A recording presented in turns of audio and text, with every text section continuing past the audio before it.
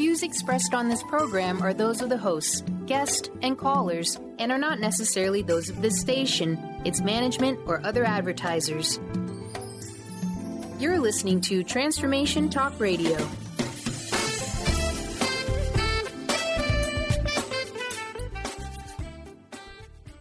Welcome to Cultural Brilliance Radio, the DNA of organizational excellence with Claudette Rowley. Conversations that are transforming the world of culture and business. Claudette brings fresh, innovative perspectives that push the boundaries of what organizational cultures can and should be. Learn how to catalyze your organization's workforce into an authentic, intentional, and financially successful culture. Now here's your host, Claudette Rowley. Hi, everybody. I'm Claudette Rowley, and you are listening to Cultural Brilliance, the DNA of Organizational Excellence on Transformation Talk Radio. And this is a really special show because you are joining us for our very first Cultural Brilliance Think Tank. And I am really thrilled to have Dr. Pat Baccili here with me today to join me for this first Think Tank. Welcome, Dr. Pat. Oh my gosh, I'm so excited about this, Claudette. I mean, the fact that we're absolutely bringing a think tank to the airwaves is just really amazing. So very, very cool stuff. Yeah, it's incredible. It's fun. We're kind of creating this as we go along, aren't we? We're going to see what happens today. We're actually demonstrating the think tank by actually demonstrating it, right? Right. Yeah. It's so true. It's so true. And one of the things I've been thinking a lot about, just in general, when I've been thinking about culture, and you and I have chatted a bit about this, is this what I'm seeing as an upswing in authenticity in the world, like just generally in our larger culture. And I was curious if you've been noticing that too. Yeah. Not only have I think we've been noticing it, but what I've been noticing is when people can't find it, what they're labeling that thing that is not authentic, right? And there's a new demand for authenticity in a much larger way to come to the forefront. And so authenticity, as we're seeing it in the world, has many, many, many, many different attributes, don't you think? What does it come to mean for you? It's such a great question. I mean, for me, in a general sense, it's really come to mean telling our truths. Telling our truths about, and of course, if we had 20 people in the room, they might have 20 different truths. But it's what's actually true for me. What is my experience? How do I feel? What's going on? What do I know? What am I sharing? That's authenticity and truth, and they're not the same thing, but in many ways in my mind, they're becoming synonymous. Yeah. Yeah. What about for you? I think that, for so many people that, we're looking at what does it mean to be authentic? What does that mean? And one of the definitions is not false. Not false, not an imitation, real, actual. When you take a look at this even further in the definition, it says being true to one's own personality, spirit, or character. And that's really what you're saying about organizations. Do we really create enough to let people show up as their true nature? Or are we so bent on finding fault in organizations and culture that we actually don't want to confront the culture the way it actually is? Yeah, with that word real that you used, I mean, that's and not false, right? The opposite of truth, but getting into what's real. And often, so when I'm saying in organizations, let's talk about what's true, what I'm actually saying is let's talk about what's real, what is actually happening. What conversations are you having? What's going on in the dynamics? What are you actually producing?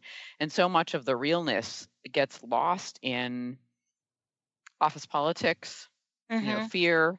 Our leaders don't really talk about what's real. So I don't know if we should really talk about what's real. Right. We don't have a lot of permission for that here. Or even people who have been in a particular organizational culture for so long that they don't really question it. They put up with a particular level of dysfunction or, an inability to confront what's actually happening. It's really fascinating to see what culture in both directions can do to a group of people. Yeah. We were talking before the show about a book that I came across in my library as we were kind of going through the rotation of books. Hmm. And the book was actually called The Fear-Free Organization. And it talks about vital insights from neuroscience to transform the culture in the business. And I don't think that we talk about fear very much. It's almost like, wait a minute, we're not going to talk about that thing. And if we don't talk about it, then the question really remains, how authentic are we really being? Are we really just sugarcoating everything and talking and bringing things to the surface that we think our management wants to hear? Or are we really ready to contribute to a heartfelt conversation that may actually help the organization? Yeah, that's true. And that brings me back to some past experiences, even the last 5, 10 years that I've had around this using the word fear in certain Hmm. businesses, where Yeah. really I was told, like, we actually don't use that word here.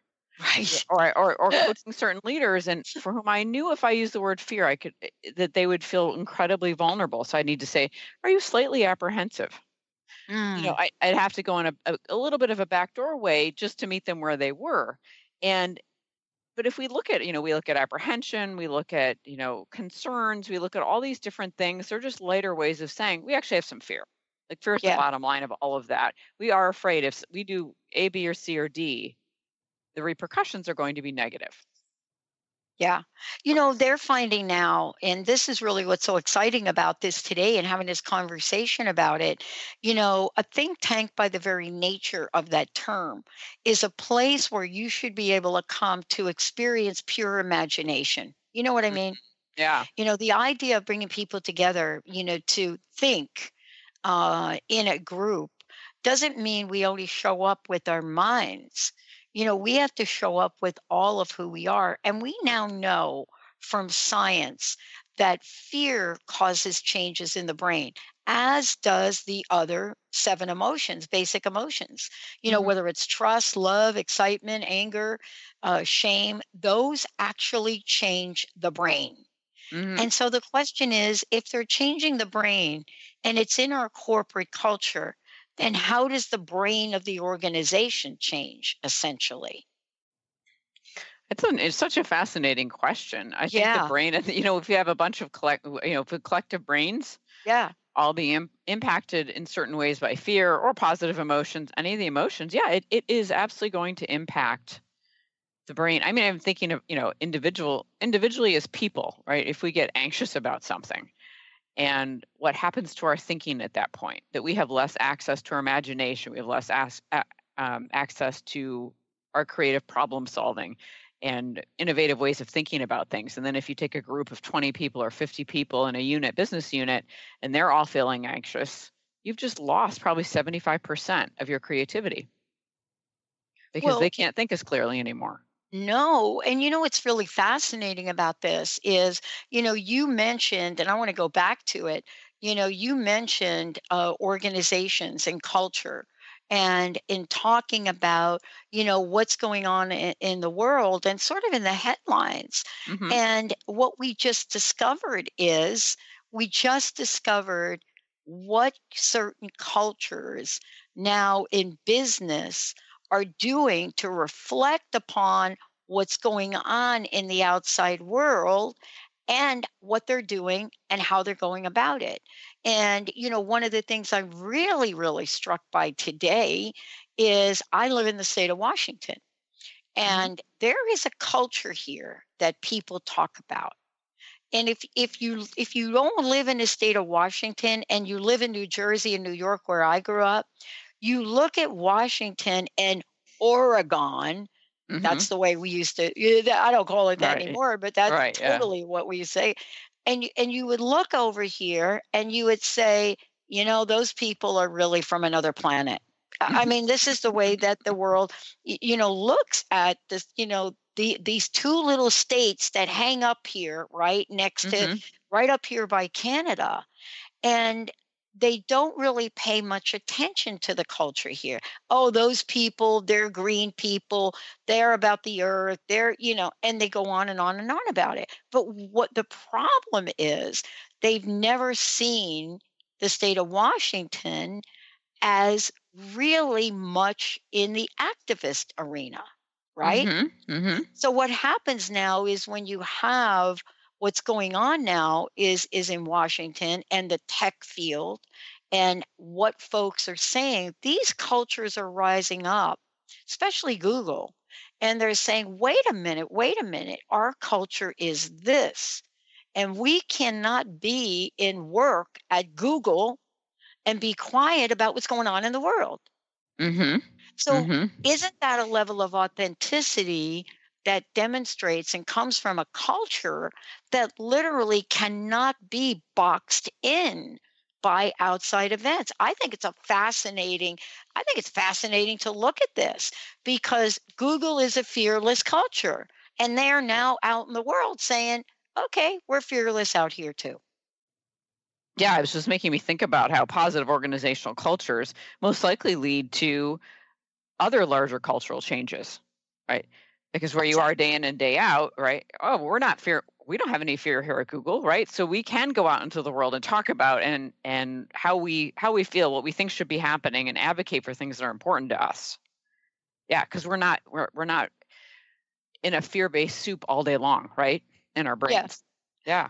And here's the shock when we talk about culture. And I think when we come back, we're going to really continue this think tank conversation. Sometimes what we believe is the culture of the organization, that's not really who I am. That's not, it doesn't really transcend. And the Amazon, Washington, all of that, those people, they're different. You don't expect action to be taken that's in alignment with culture. So what's kind of cool about this is, how does authenticity then show up? How does an organizational culture reflect a bigger culture? And how can you predict the action and events of that culture if in fact you're not going to allow it to be itself? Because I got to tell you today, we are all in shock. When our governor got voted in here after a really strong personality governor that we used to have, many people were thinking this guy is milquetoast. And I'm telling you, he is all over the headlines today. And people are asking, what is the culture of Washington State now? I don't know. Mm-hmm. Mm-hmm. This is our think tank moment, though, isn't it? It is. Definitely is. A work in progress. Well, let's take a short break. When we come back, we're going to talk more about this think tank. Today, this is a conversation, a cultural brilliance conversation. It is our Cultural Brilliance Think Tank. What are Claudette and I willing to explore about authenticity, culture, and emerging change in our world? What are we seeing? And who are the people authentically leading the charge? Stay tuned. I'm going to be right back.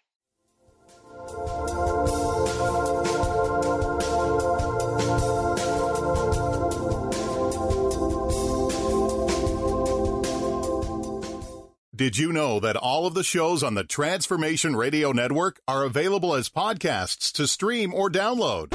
Really? Check us out. Go to transformationradio.fm. We have business shows, spiritual shows, energy healing shows, and pretty much everything in between.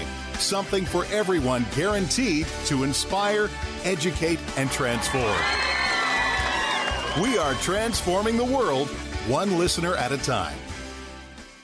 Tune in to Lucid Planet Radio with Dr. Kelly Neff. This hit show will illuminate your senses and empower you beyond your daily stressors and hardships. Renowned psychologist and author Dr. Kelly will captivate you with far-reaching topics and amazing guests as you wake to the greatest version of yourself. Learn to tap into your intuitions, think critically about our world, heal emotional and psychological wounds, and follow your passions to live your dreams. The Lucid Planet. Welcome home. Visit lucidplanetradio.com for more information. What is a brilliant culture, and how do we create them? Why are they important? Claudette Rowley has created a breakthrough 5-step process to help you align your culture with your business strategy for exceptional results. Looking for a culture that drives organizational excellence? Listen to Cultural Brilliance Radio, the second and fourth Friday of each month at 10 a.m. Pacific and 1 p.m. Eastern on Transformation Talk Radio. To learn more or work with Claudette, visit cultural-brilliance.com. Tune in to The Jen Royster Show, intuitive guidance to inspire your life, each Thursday at 8 a.m. Pacific and 11 a.m. Eastern on TransformationTalkRadio.com. This amazing show is an inspirational hour that will take you on an epic metaphysical journey to discover the spiritual approach to life's greatest challenges. Dr. Jen is an internationally known intuitive counselor, spiritual teacher, and energy healer. Call in for intuitive readings and visit JenRoyster.com for more information. Do you want to relax more, feel happier, and be more confident? Do you want to have more success in your life? Dave Dodge has some easy, effective methods to help you release your anxiety, worry, fear, depression, and even physical pain. Tune in to Stress Buster Radio with Dave Dodge every second Tuesday at 1 p.m. Pacific, 4 p.m. Eastern. For more information on how Dave can help you release your stress, visit StressBusterRadio.com. Skype and phone sessions are available. Chris Stanis is a spiritual leader and healer and teaches a course on how you can transform your life through a meditation and healing system that will manifest your spirit's dreams. She manifested the Women of Wisdom Conference, the Women of Wisdom book, and this radio show. And she can show you how to change your life too. Are you ready? Visit the website and contact her at voicesofwomentoday.com. That's voicesofwomentoday.com.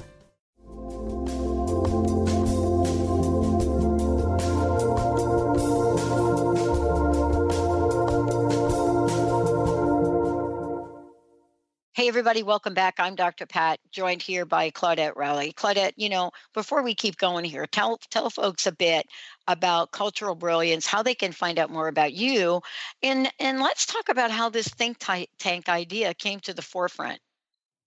Absolutely. So Cultural Brilliance, cultural-brilliance.com is the best way to find out about a little bit more about what cultural brilliance is. And, in a nutshell, when we think about brilliant cultures, it's really about helping. It could be an organizational culture or really any culture, understand what's authentic about the culture itself, what really is working, what's not working, and then starting to consciously and intentionally design something different or better that better meets the organization's needs, its growth goals, where it needs to head to. And then finally integration, which is where we take the design and we say, how do we integrate this really in a respectful and positive way throughout the organization so that the change actually sticks. And so that's in a nutshell what cultural brilliance is about. And then through that process, how do we bring out the brilliance in people, in the individual people, and all of the people in the organization as a group? Mm-hmm. Yeah. And the thing, well, this is what I wanted to ask you about.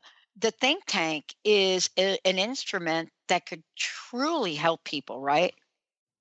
Yeah, I actually was just talking with someone today about it earlier.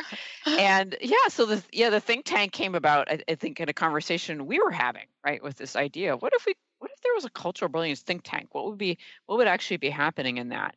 And so if we take the think tank idea into an organization, what I was talking with someone this morning about, a leader, was what if we got groups of people together and, 10 people, 20 people in a room, and we said, here's a problem that really needs to be solved. And they agree, it's a problem that really needs to be solved in the organization.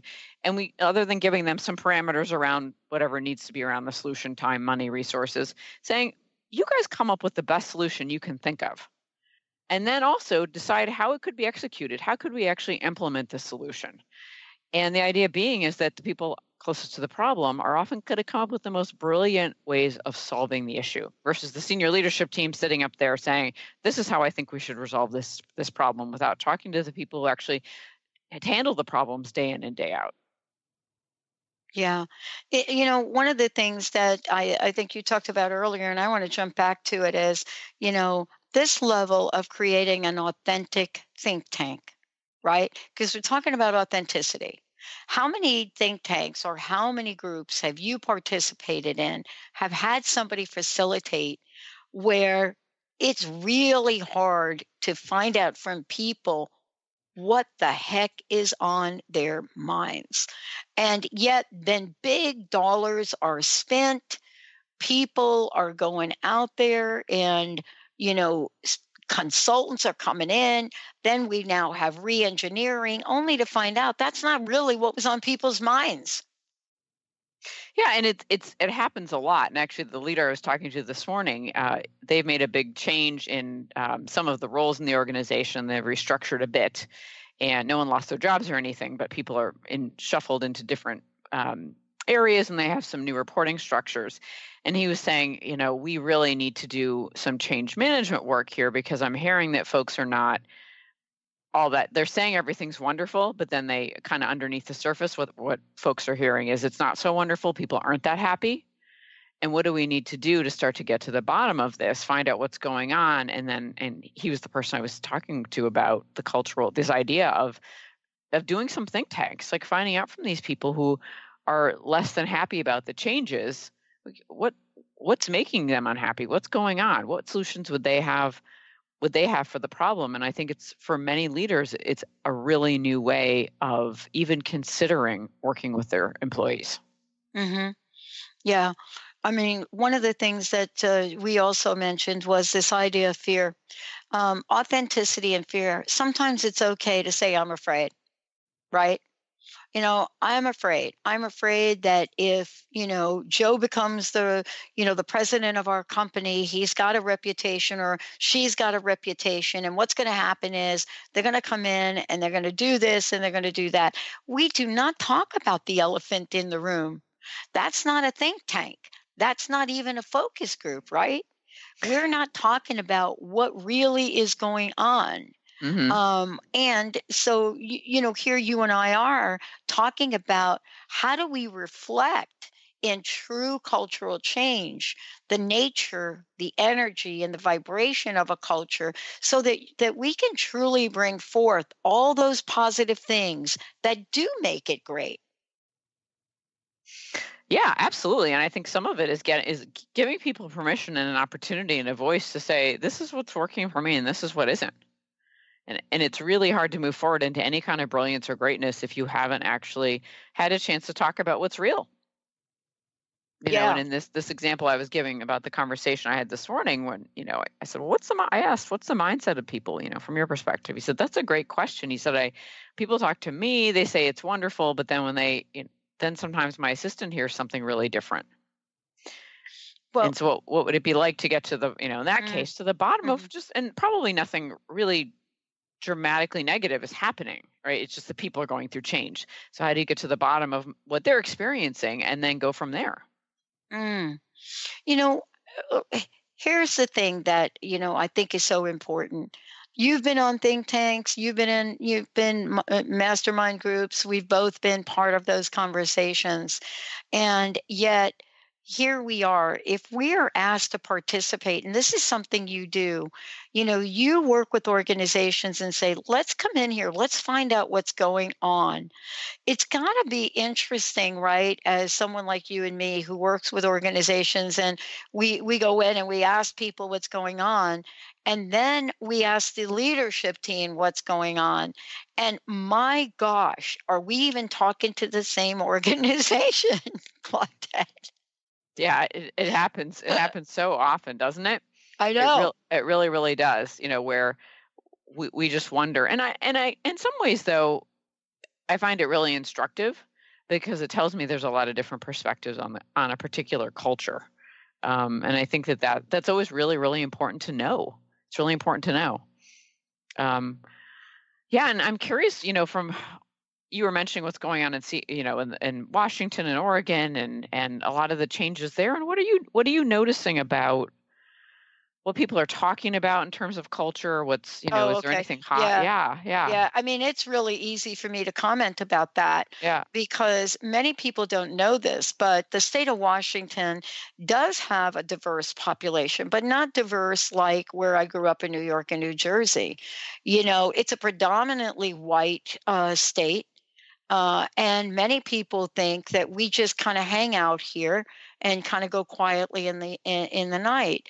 But it has been one of those states that literally took initiative and action way early on in its history to say people have rights, and we're going to take care of health care. We're going to treat people right that are from diverse backgrounds. We're going to be advocates for LGBTQ rights. We're going to make sure that doesn't happen. We were the only state, and still I believe the only state in the country, that in the same election legalized marijuana and voted in same-sex marriages. And here's the deal with that. That vote came after the governor already put it into law. So we're the only state that had something like that happen, that first became law and then was followed up by a vote. This is the state of Washington. It is a state of action, and it is a state of activists. But it's done in a different way. It's kind of like the culture here quietly goes about its business, and the next thing you know, you got an attorney general that is taking legislation to the Supreme Court. Now you got a governor that's going to serve an executive order to the president. What? And I guarantee you, if many people are not really following that headline, I'm talking about it because I live here, but I bet you didn't know about it. So it's kind of like this. It's kind of like the slowness. It's kind of like watching a rhino, right? This giant animal that you watch, and people look at it and they say, well, that thing can't move very fast, right? And then the next thing you know, they are outrunning you and you're in trouble. For me, it's a culture of freedom here. That's why I moved here.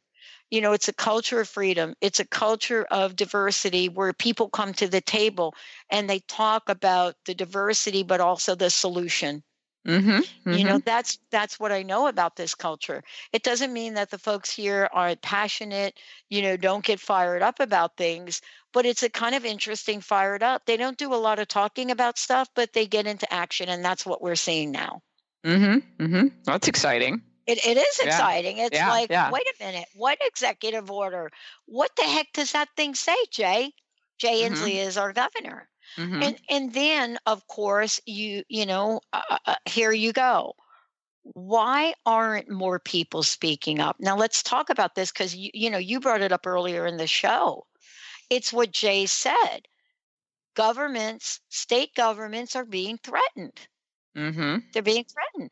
And the quote that I mentioned before came from him, I think, yesterday or this morning. Clear. If you think you're going to jerk away he doesn't even say, he's like, jerk away the state's Medicare money because we won't become mini ICE agents, you're wrong. That's the government. So how do you define that type of culture? It doesn't get any more authentic than that. I don't think so. Yeah, another definition of authenticity, you stand up for what you believe. Yeah. And, if you look at the businesses in the states and now the cultures, let's talk about the cultures in the businesses for a minute, because that's what we're seeing. Did you have a sense that the high-tech organizations would rise up the way they did, those cultures? It didn't surprise me, and yeah, I mean, I was really pleased to see it, but it didn't surprise me because somehow that fits the model of the way that I think about them, right? That they're people who are innovative anyway. They're sometimes outliers, and they're going to say, no, I mean, this isn't working for us. Yeah. Let's take a short break. When we come back, what happens if you're in a culture that is valuing something that you don't value? What if you live in the state of Washington right now and you're thinking, what the heck is the governor doing? What's Amazon doing? This is my company. What are these people doing? Oh boy, Claudette's got to handle that one. We'll be right back.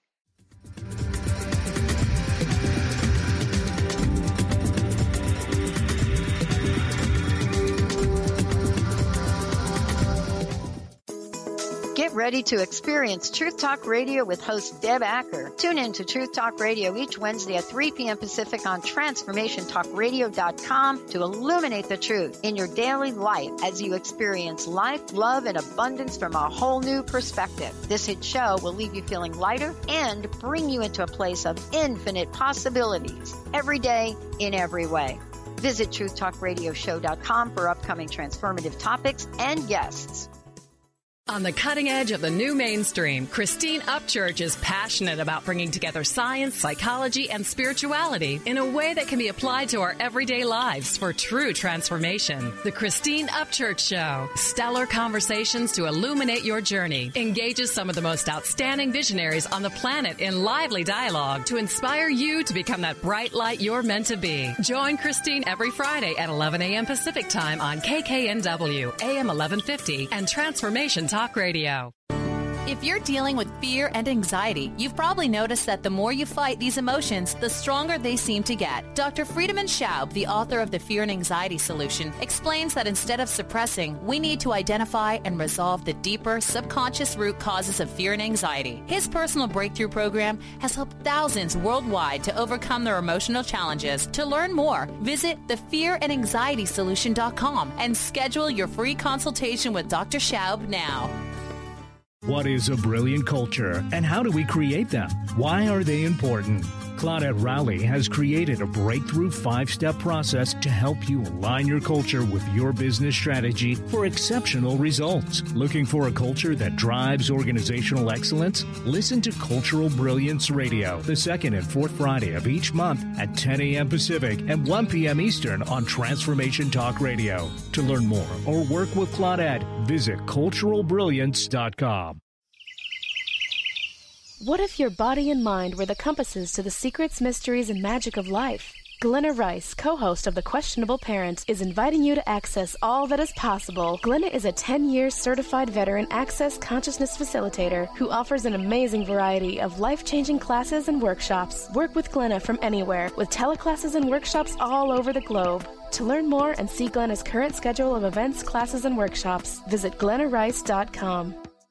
Tune in to Dynamics of Diversity Radio, scripting the new narrative for immigration with leading experts Kripa Upadhyaya and Steve Tanijo on TransformationTalkRadio.com. This show will remove the noise that often accompanies discussions on this topic and share a new perspective on the dynamics of immigration and diversity, ever reminding us that together we are all at the core of innovation, excellence, and positive change. Visit OrbitLawPLLC.com for upcoming topics.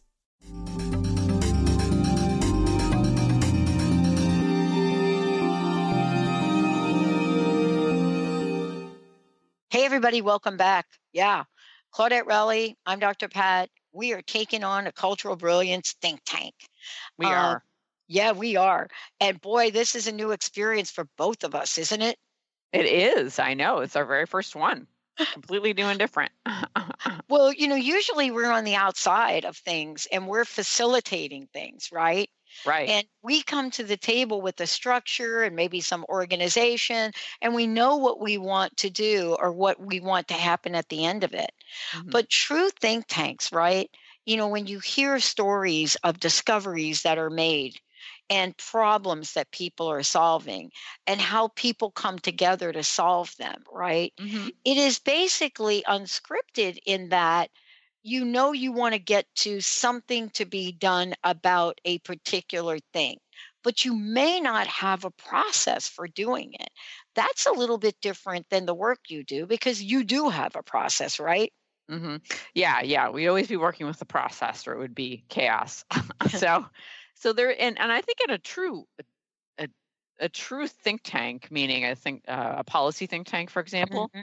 it's based more on data and definitely ideas. And I think in a cultural brilliance think tank, we're also bringing in other things like heart, potentially, spirit, emotion, right? So we bring in all facets of a person or a group of people can be part of that think tank. What are they experiencing? Not just what are the facts and data. So yeah, it's exciting to be piloting this.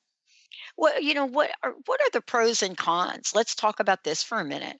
What are the pros and cons of a think tank kind of in the way that you and I are doing it today But more importantly, what are some advice and suggestions we might have for people? Yeah, I think two things come to mind. One is you need to you give your think tank, so is there a problem to solve, right? And are there particular parameters around it? Like you can, as long as you don't go outside of, you don't spend more than $10,000 on your solution, you can get it done in 6 months, right? Something like that. Yeah, you have some sort of parameter, or you definitely can't go this particular direction. That's off the table, but anything else is fine. I think that having some sort of constraints, I find actually helps increase creativity, right? Mm-hmm. Okay, now we know it has to be done in 6 months, all right? So that focuses us in a particular way.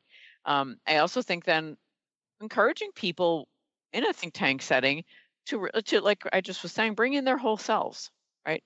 Bring in all of you. And it's not just an intellectual discussion. It could be talking about what an emotional experience has been, what your felt sense of something has been, your intuitive sense of it has been. Looking at everything as a form of data, besides just actual, reports that have run or data on a page, facts and evidence, things like that. And I think that's a really, really important aspect to the think tanks I'm thinking about and conceptualizing for organizations is people get to bring their whole selves in because we really want them to bring their whole selves to work.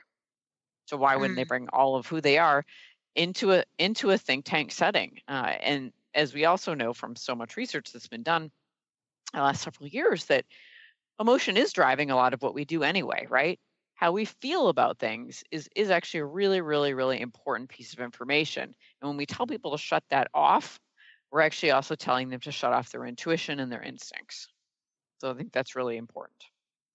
Yeah. When we're talking about culture and we're talking about organization, we are really talking about people. People make up culture. And you said something fascinating that I think it's important to really reiterate. And that is, we are talking about people who are filled with emotions, filled with logic, filled with their own personalities, all of the above.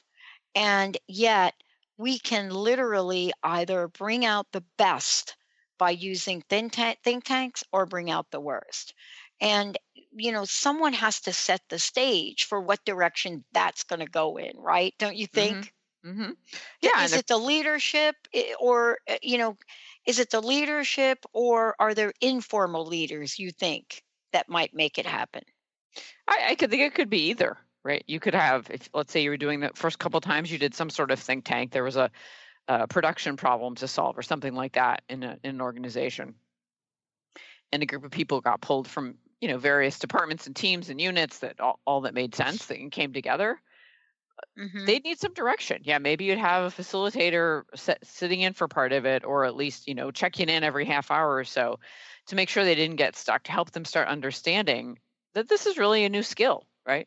How we sit down and brainstorm and we brainstorm ideas. We try to come up with creative solutions. We then need to narrow it down and prioritize what might work. And then once we've picked a solution, we need to talk about how we could actually execute it. So that's an entire skill set. And it reminds me of organizations I sometimes go into that are consensus based. And I find that I have a lot of opinions about that. But the point I want to make here is actually being able to have a conversation that brings you to consensus is a skill. And true consensus building is not sitting around and talking until, in most cases, in reality, some people just kind of give up because they want to be done talking. and then we go along with some people's ideas and we call it consensus. And a lot of times folks really don't have the skills needed to come to true consensus, to have that kind of a conversation. And I imagine the same can be true with think tanks. We need to train people. It could be light training, right? It could be facilitated, but these are some ways to think about this. These are some parameters for you. Definitely. Yeah. What do you think are the opportunities for organizations to take a look at this Brilliance Think Tank? What can we see perhaps turn out differently for folks if they were to say, yeah, I'm interested in a new way of going about this? No more individual climate surveys that we're going to do nothing about. Yeah. Well, I believe that people do have far more insight in most cases in organizations than they either feel comfortable sharing or they feel that they're allowed to share, depending on the culture. So I think these think tanks are really an opportunity to bring out, if done well, to bring out the best in people and to really give tremendously to the organization, because they're going to get more, they're going to see how problems can be solved differently. They're going to get more of the individual and collective brilliance of people, their talent, their skills, their know-how, their insights, their experiences, all coming to the forefront. So it really is a very, very authentic experience. That's my sense of it. Yeah. Have you ever been in a position, I know I have been, have you ever been in a position where there were things on your mind and you were less than authentic? I know I can think about a lot of them, especially early on in my career. I didn't want to say things. I didn't want to ruffle any feathers. I didn't want to talk, out of school. I didn't want to make my boss angry. I didn't want to. And then one day I woke up and I looked in the mirror, and I got to tell you, Claudette, I was unrecognizable. That's what happened to me. I think I had a spiritual awakening. Something happened to me because I looked in the mirror and I could no longer be that yes, ma'am, for that next big fat raise. I just couldn't do it anymore. And, I'm almost thinking we're seeing more and more and more of that in the culture emerging, right? But I can tell you all of those years from kind of sucking it up and putting it in there and not speaking, it took its toll on me. It really did. I don't know. What do you think? I think it's your personal example is a great example of what can happen to people. And I know I've had it happen too earlier in my career where, one day you look in the mirror and think, this is actually killing my spirit. And I can't remember the last time I felt like I truly had a voice in what was going on, and what kind of pretzel do I have to twist myself into today so that my boss will hear me, so that, I can manage the politics swirling around me, things like that. So I think it really, it takes, it reminds me of a book I've referenced on several shows, In Everyone Culture, where they actually talk about that most people in organizations have a second job, and the second job is managing their reputation, right? And handling the politics. Because there's not trust, authenticity, people don't feel comfortable telling the truth, giving feedback to each other, and they don't feel that they can be vulnerable. And all of that, I think, to your example and the example I gave, at some point it actually hurts our health and well-being. Oh, yeah. Absolutely. Yeah. Is that your experience? I mean, it's kind of like, listen, if you can't get your think tank on at work, think about a think tank outside of work to help you out. We're going to take a short break. When we come back, what does the A in authenticity stand for? That's a good one. Not sure I know the answer. We'll be right back.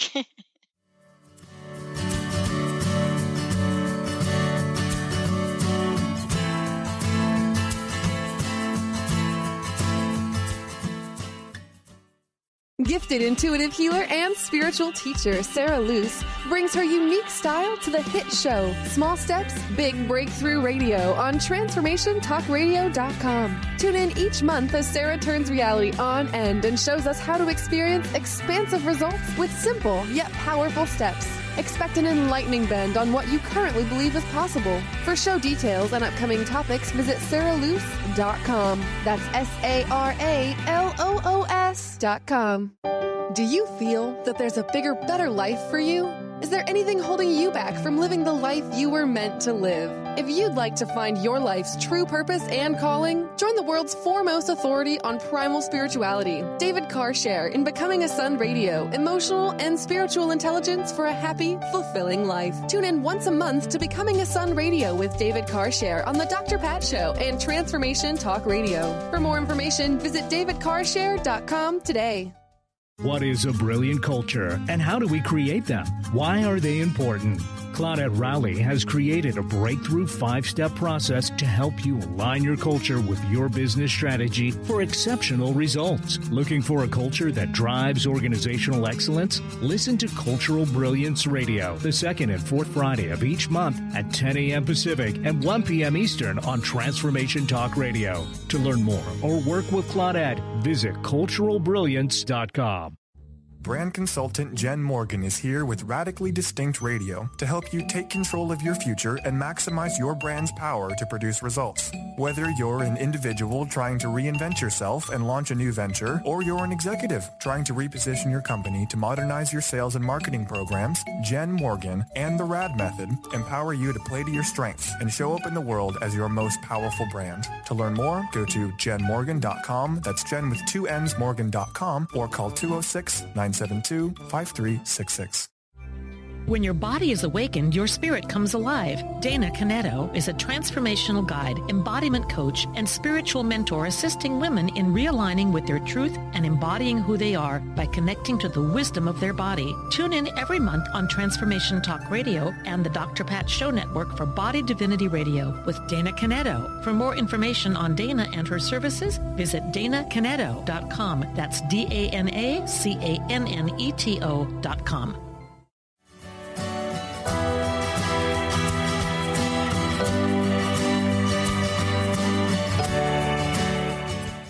Wow, what a great show. Thank you so much for tuning in. Cultural Brilliance Radio here with Claudette Rowley. Claudette, tell everybody how they can find out more about you. Because, pretty much we're going to have a transcription of this show, as well as there are some other tools on your website, and it explains what Cultural Brilliance is.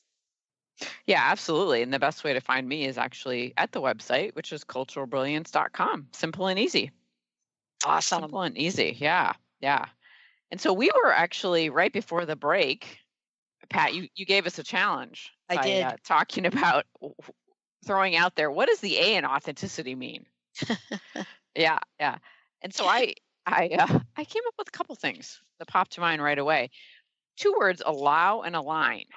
So I think of authenticity, really allowing people to be as they are, allowing organizations to be who they are, right? And, allowing the emergence to actually unfold. I think a lot of emergence gets squashed. Too much emergence. Stop that. And then the alignment piece, right? Alignment is a very authentic process because we are, whether it's you're bringing a team into an alignment, a whole organization into alignment, your culture into alignment, but it's really getting everybody on the same page, working together. And I think that is also really authentic. Yeah. What are your thoughts? Well, I love the word alignment. I think that the word that's coming up for me, and I probably because of, the buzz going on here where I live, is action. Action, yeah. Mm-hmm. Yeah. A lot of times we look at authenticity as this very fungy kind of thing, concept that many people, we hear a lot about it. Action comes up for me. The other thing that I was really struck by is, don't we have to start with ourselves? Mm-hmm. Like, don't I have to be completely authentic with what is going on with me, how I see myself, how I see my life? And I think that could be extremely difficult. Mm-hmm. And then once I find it, then maybe there's going to be some action I need to take as a result. Yeah, I find it's either going to be we've got authentic within ourselves, and that impacts the organization. I've also seen organizations start to become more authentic, and people in the organization that were perhaps less authentic, as less connected to their authenticity, either got on board with that, or they decided to leave. It's self-selected out. But yeah, I think it could be a very symbiotic relationship. What do you do, Claudette? And I know, this hour is going very quickly. What do you do when you, as a consultant now, has to bring to the forefront, shall I call them the tough conversations? And they might be tough only in that they have to be honest. How do you prepare an organization for those conversations? I think part of it's telling the truth about it, and articulating that I have, my understanding, or maybe people have shared with, privately with me in interviews, or I just have a general sense, however the information is coming to me, that there are some important conversations that haven't been conducted that probably need to be conducted. Almost always people know that already. Yeah. So they're not particularly shocked by it. They might be terrified by what's going to happen, but in the conversation, but they aren't necessarily shocked, because if there's an elephant in the room, people actually do know that. And it's a funny thing that a lot of leaders miss, that they don't seem to get that everybody really knows that things aren't working well. So yeah, I mean, then we would, if we're preparing for an actual conversation, we'd do a bunch of pragmatic things like setting norms for the conversation, for behavior and interaction. We try to find out what would make it as safe as possible. We decide who would be in the conversations. So then you're putting some structures and safeguards around those conversations, so people, don't feel completely out of control. So it gets fairly pragmatic around the emotions at that point. Yeah, it's really interesting. I was telling you that I went back and I was asked to pull out the survey I used for the research I did. And I want to share a couple things about, cultural brilliance and what you're creating. I went back and I pulled one small section of my research. Was both quantitative and qualitative. What that means, a lot of people had a lot to say, 1,200 pages of interview notes, right? Wow. I know. But one of the variables I studied was positive and open atmosphere. Isn't that essentially one of the grounding pivotal points, pillars, shall we say, of cultural brilliance, right? It is. Yeah, positive, open atmosphere. And a lot of what happens, though, is organizations don't. I mean, if they have that, they're probably not calling me, right? First of all. And although I'm happy to work with any organizations that already have positive, open atmospheres that want to take a look at some aspect of their culture, absolutely. But many people who are reaching out haven't gotten to that point. And so one of the ways, it's sort of always a catch-22, because not the only way, but one of the ways we sometimes get through to that kind of a positive, open atmosphere is we need to talk about the fact that it's not, right? We need to talk about what's going on in the present, what's real, what's truthful for people, what's their experience like, what do they need in order to get to more positive, open atmosphere. So we actually have to start that conversation, although I'll make it as safe as I can emotionally, but we need to start it in usually in a less trusting environment. So it is a bit of a catch-22. But I agree, if you get to a positive, open atmosphere, you're definitely on your way to becoming a brilliant culture. If you are taking, it's conscious, intentional, you're taking action, you're executing, you're integrating through all the steps. Okay, so here's the takeaway. And this is going to be so fun to work with you as you're writing your book. Here's the takeaway that research shows, and now we're hearing about it all the time. And you, in the work you do, you really facilitate the knowledge, the education, and the training for this. Clearly, the research says that if you're not going to have a positive, open atmosphere, trust is going to diminish, commitment's going to diminish. But the definition of this is what you talk about a lot. There were 3 aspects that came through. And this is what this woman talked to me about. Out of all the research, this is the one she wanted to know. Treat people with respect, encourage honesty, and encourage candid and open feedback. And I want to tell you that when the research was done on this, that the supervisor and the company had very different outcomes, but nobody could match the statistical relationship. It was such a significant value that my committee didn't believe it. And that's what you're doing, and it's your work. That's what we're talking about today. Encouraging candid and open feedback was off the chart statistically. So much so, it was a 90% point. Only, listen, respect 97, honesty 94, and feedback 90. So do you think maybe you're onto something here, Claudette? Yeah, you were onto something too, Pat, in your research, right? I didn't do anything with this. The difference between you and me is I studied it. You're doing something about it. But it's great. I mean, just to hear those numbers, right? And it's one thing I find is that treating people with respect, encouraging honesty, and encouraging candid, open feedback, what you just mentioned, it's we know it's challenging to get to, right? But when leaders and people in organizations all through the levels of an organization hear that, they're like, it's so basic in a way. It's not sexy. It's not a new process, right? It's not a new model. It's like they want to kind of avoid, is there like a fancy new way we can get to this? And the answer really is, I mean, there might be creative ways, but no, you actually have to sit down and start respecting each other. You have to be honest with each other, and you have to learn how to give candid, open feedback that doesn't skewer somebody, right? And so it is not easy to get to, but it's actually fairly basic and straightforward as a concept. And in some ways, people want to avoid it because it's so like, well, isn't there another way to do it? Like, well, no, actually, you do need to sit down and talk. Wow, what a great show. I mean, and that's what you and I did. For those of you just tuning in and you're listening to this show, this was a show that was done unscripted. This was a demonstration of what a think tank can bring to the forefront. And that's exactly what happened today. For you, Claudette, thank you for today. Please, everybody, go to the website cultural-brilliance.com. For more information about me, just Google Dr. Pat or go to the Dr. Pat Show or transformationtalkradio.com. Real quick, Claudette, what's your personal message? What do you want to leave everybody with today? You know, I'm just struck by what we just talked about. Really consider what your organization would be like if people treated each other with more respect, were more honest, and incorporated candid, open feedback. And think, create a vision for that in your mind. What would be happening in your organization if those three things occurred? What would transform? I love it. Thank you, everybody, for tuning us in, turning us on. Yep, lots more to come on Transformation Talk Radio. You've been listening to the hit show Cultural Brilliance Radio, the DNA of organizational excellence with Claudette Rowley.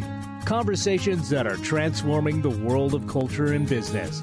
You can download this podcast and find out more about Claudette and her breakthrough work at ClaudetteRowley.com. Please contact Claudette and find out how you can create a brilliant culture.